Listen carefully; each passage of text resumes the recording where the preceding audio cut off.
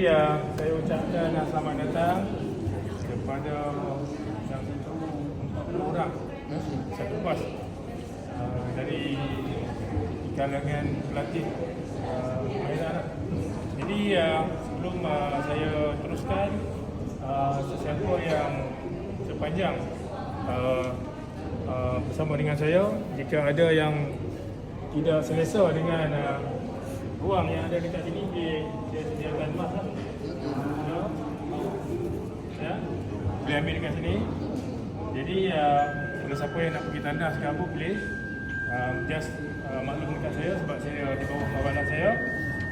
Dan yang lainnya saya minta tolong jaga ada meja-meja ikan kering yang lain ataupun ikan masin takut terkena ataupun terluka.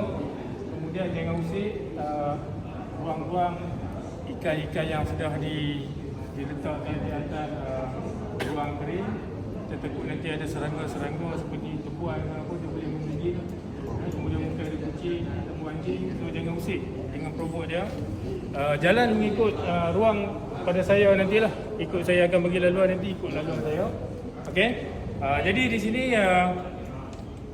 saya akan menerangkan bagaimana proses orang-orang terdahulu sekitar Kuala Sepetang ini. Kuala Sepetang ini merangkumi lebih kurang 1,200 penduduk lah. Okey, terdiri daripada Cina, Melayu dan Asia dan lain-lain bangsa. Jadi daripada dulu saya fokus kepada produk ikan masin ini. Dia sangat ringkas, ya, kerana orang Melayu dulu dia mendapat ikan ini dengan mudah dan banyak. Jadi untuk menyimpan supaya dia kekal, untuk digunakan pada waktu hujan ataupun tidak dapat turun ke laut, jadi dia mencipta suatu ruang untuk menyimpan dengan lama lah. Jadi dengan menggunakan barang semula jadi seperti garam, ya, daripada air laut, kemudian cahaya matahari. Jadi produk ini menjadikan ikan masin yang kita boleh simpan dalam masa yang lama dan boleh digunakan untuk mesin terkujung. Ya. Dan saya nak beritahu, saya akan bagi ruang untuk sesi soal jawab, dan siapa yang boleh jawab soalan saya sepanjang dengan saya akan bagi hadiah lah. Ya. Okey. Jadi kena ambil perhatian. Ya. Okey.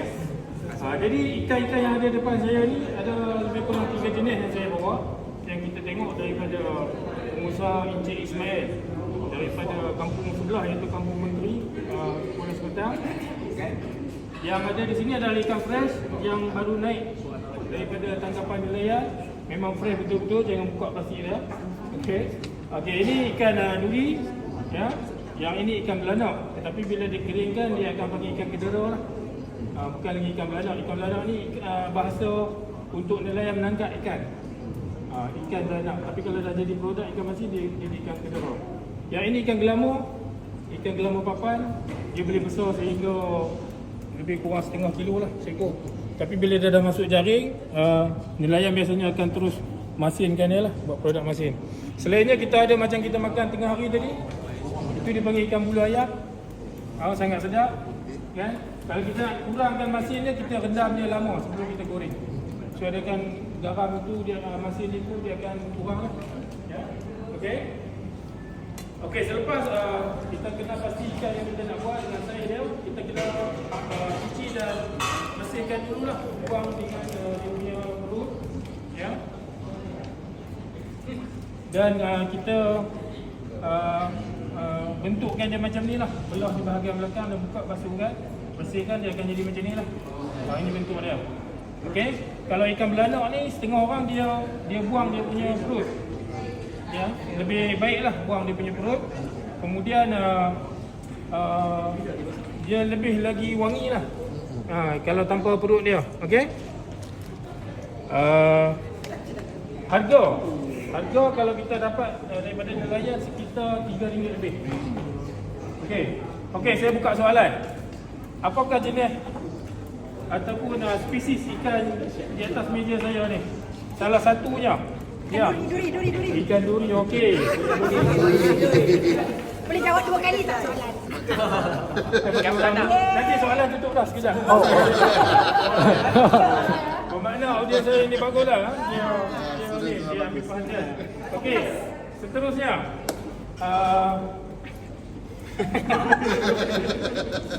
Okey, ikan masin ini biasanya dibuat dia letakkan garam, ya. Selepas dibersihkan, dia akan diletak garam macam ni lah. Okey, lapisannya. Ini garam saya packing macam ni lah, ikutkan dia letak macam tu saja. So dia akan letak seperti lapisan garam, kemudian ikan lah. Okey, ikan, kemudian garam lagi. Okey. Kemudian ikan lagi lah. Macam tu. Okey, kalau kita nak masin, kita banyakkan garam. Okey, selepas kita letak garam, kita kena letak pemberat dan tutup supaya nanti garam ini akan cair. Ya, dia tak perlu seal apa semua lah. Dia ringkas saja. Okey, letak dan secair tadi tak perlu buang dan abaikan lebih kurang 2 hari. Proses ini lebih kurang 2 hari lah untuk dapatkan dia punya masin yang kita nak lah. Okey. Kemudian di sini lalat kalau dia letak, dia takkan datang sebab bila dia letak penuh ataupun lava tu akan timbul dekat permukaan air. So selamatlah. So air tu jangan buang. Itu sebab air garam tu jangan buang. Kita tutup macam tu saja. Okey, selepas 2 hari kita boleh jemur lah. Okey, kita dah cair, garam pun dah tak ada, kita jemur lah. Kita jemur, ya.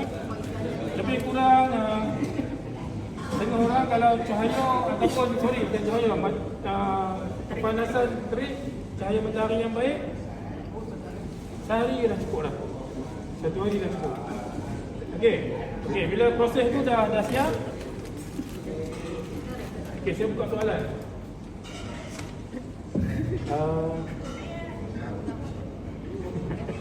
Dah itu hari saya dengar. Ya. Okey. Cik Farah. Sembilan Cik Farah. Nak apa bagi dia masin, kita nak buat macam mana? Letak garam. Okey, letak garam. Lepas tu letak batu atas ni. Okey, maksudnya kita lebihkan garam. Okey, jadi saya nombor saya. Okey, seterusnya bila dah kering, bila harga kering ni harga dia mahal sikit lah. Kita beli dalam harga sekilo RM3.5 dan selepas proses lebih kurang 2 hari kita boleh jual yang ini lebih kurang RM8 sekilo. Orang nak tanya soalan. Paket dia dapat packing dan ini RM12. Ini ikan duri. Okey. Ya, yang ni lah. Ini dasar ini. Ada lagi besar. Kalau besar sangat dia akan potong letak dalam packing lah. Okey? Okey. Alright, thank you. Okey, itu saja daripada saya. So, dekat sini betapa hebatnya orang dulu dia mencipta satu ruang makanan yang boleh tahan lama dan juga memberi ulangan lumayan walaupun ikan ni boleh dikatakan tidak boleh lagi digunakan tapi dia proses dan boleh jual dengan harga yang tinggi dan diamalkan sampai sekarang sehingga boleh membuka kilang lah, ya. So membuka ruang kepada penduduk sekitar untuk mendapatkan kerja. Jadi itu saja daripada saya.